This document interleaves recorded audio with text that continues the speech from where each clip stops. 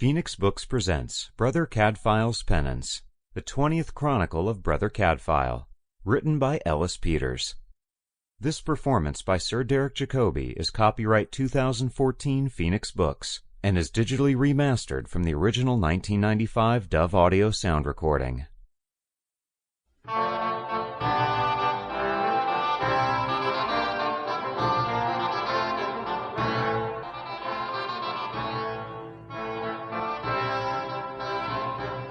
The Earl of Leicester's courier came riding over the bridge that spanned the Severn, and into the town of Shrewsbury, somewhat past noon, on a day at the beginning of November, with 3 months' news in his saddle-row.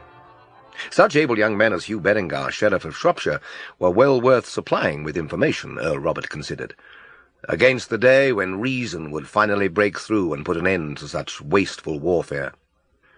And in this year of the Lord 1145, now drawing towards its close, chaotic events had seemed to be offering promise, however faint as yet, that even the two cousins, battling wearily for the throne, must despair of force, and look round for another way of settling disputes. The rider made his way to the castle gates. Hugh came out from the armoury in the inner ward, his dark hair tangled by the funnelled wind through the archway, to draw the messenger within and hear his news. "There's a small breeze rising," said he, unloading the contents of his satchel upon the table in the ante-room of the gatehouse, "that has my lord sniffing the air, and it has as much to do with what's happening in the east as with all this ceding of castles in the Thames Valley. Ever since Edessa fell to the Paynims of Mosul last year at Christmas, all Christendom has been uneasy about the kingdom of Jerusalem.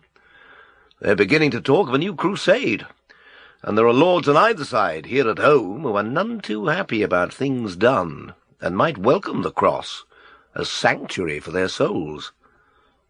"You'll not tell me Robert Beaumont is thinking of taking the cross? There are some powerful sermons coming out of Clairvaux, I'm told, that will be hard to resist." "No," said the young man, briefly grinning. "My lord's concerns are all here at home. But this same unease for Christendom is making the bishops turn their thoughts to enforcing some order here, before they make off to settle the affairs of Outremer. They're talking of one more attempt to bring King and Empress together to talk sense, and find a means of breaking out of this deadlock. You'll have heard that the Earl of Chester has sought and got a meeting with King Stephen, and pledged his allegiance. And you know all that business of Farringdon and Cricklade and Philip Fitzrobert coming over to Stephen, in despite of father and Empress and all, and with a strong castle in either hand. That," said Hugh, "I shall never understand." Sample complete. Ready to continue?